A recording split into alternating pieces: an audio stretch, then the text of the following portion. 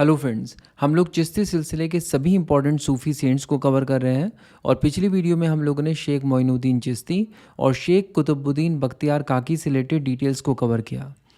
चलिए आज की इस वीडियो की शुरुआत करते हैं शेख फरीदुद्दीन मसूद से। शेख फरीदुद्दीन मसूद को बाबा फरीद भी कहा जाता है और इनका टाइम पीरियड है 1188 एडी से लेकर 1266 एडी तक। और यही वो सूफ़ी सेंट है जिन्हें गंज ए शकर भी कहा जाता है, जिसका मतलब है ट्रेज़र ऑफ शुगर। और वो इसलिए क्योंकि ये हमेशा अपने पास शक्कर रखा करते थे। और अगर बात की जाए बाबा फरीद की अर्ली लाइफ के बारे में, तो इनका जन्म अफ़गानिस्तान की एक रॉयल फैमिली में हुआ था, लेकिन इसके बावजूद रिच और रूलिंग क्लास के साथ ये दूरी बनाए रखना ही बेहतर समझते थे। और ये इनकी one of the important characteristics में से एक थी। इनके समय में दिल्ली सल्तनत में रज़िया सुल्तान और बलबन जैसे रूलर हुए, और ऐसा कहा जाता है कि बलबन तो बाबा फरीद का डिवोटी भी था, लेकिन इसके बावजूद बाबा फरीद ने ना तो कभी किसी रूलर से पैट्रोनेज ली और ना ही कभी उनके कोर्ट में गए। इसके अलावा ये एक ग्रेट ह्यूमनिस्ट थे और एक बेहतरीन ओरेटर और एक पोइट भी थे। तो जब हम कहते हैं कि बाबा फरीद एक ग्रेट ह्यूमनिस्ट थे, तो इसकी कई सारी डायमेंशंस हैं। पहली तो ये कि इन्हें हिंदुओं से मिलने जुलने में भी किसी भी तरह का कोई एतराज़ नहीं था। ये हिंदुओं के साथ भी फ्रीली मिक्स हुआ करते थे। इसके अलावा मुस्लिम शरिया लॉ के अंदर मेंशन्ड कई सारे हार्श पनिशमेंट, जैसे an eye for an eye and a tooth for a tooth, इस तरह के पनिशमेंट के ये पूरी तरह से अगेंस्ट थे। ये इस बिलीफ के बिल्कुल अगेंस्ट थे कि अगर कोई आपके अगेंस्ट कुछ करता है तो आप भी उसके अगेंस्ट वही कीजिए।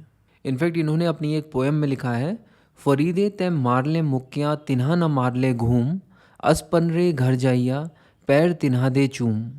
इन लाइंस में फ़रीद अपने फॉलोअर्स को समझा रहे हैं कि अगर कोई तुम्हारे मुंह पे आके मुक्का भी मार दे तो तुम भी पलटकर उसे मुक्का मत मार देना, तुम तो उसके पैर चूमना और शांति से घर चले जाना। मुझे पर्सनली ऐसा लगता है कि गांधी जी भी इनसे काफ़ी ज़्यादा इंस्पायर्ड थे, क्योंकि गांधी जी भी कहते थे an eye for an eye makes the whole world blind.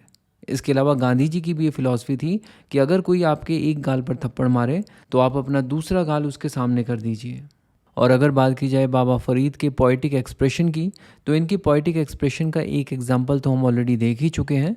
इसके अलावा आपको पता होना चाहिए कि इनके द्वारा कही गई कई सारी पोएम्स और इनकी सेइंग्स सिख धर्म के सेक्रेड स्क्रिप्चर आदि ग्रंथ में भी शामिल की गई हैं। तो ये तो बात हुई बाबा फरीद के व्यक्तित्व की, लेकिन बाबा फरीद से रिलेटेड डिटेल्स तब तक इनकम्प्लीट मानी जाएंगी जब तक कि हम उनके जमात खाने की बात ना करें।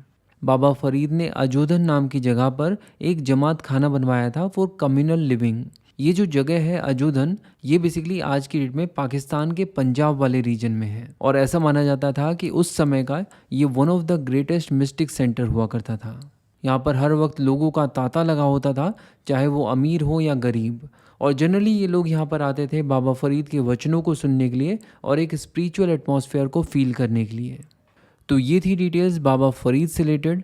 नेक्स्ट वीडियो में हम लोग इनके डिसाइपल निज़ामुद्दीन औलिया के बारे में बात करेंगे। इंडिया की हिस्ट्री, इंडियन पॉलिटी और इंडियन इकोनॉमी को डिटेल में कवर करने के लिए बुक्सतावा की प्लेलिस्ट को फॉलो कीजिए। Thank you so much for watching and supporting बुक्सतावा।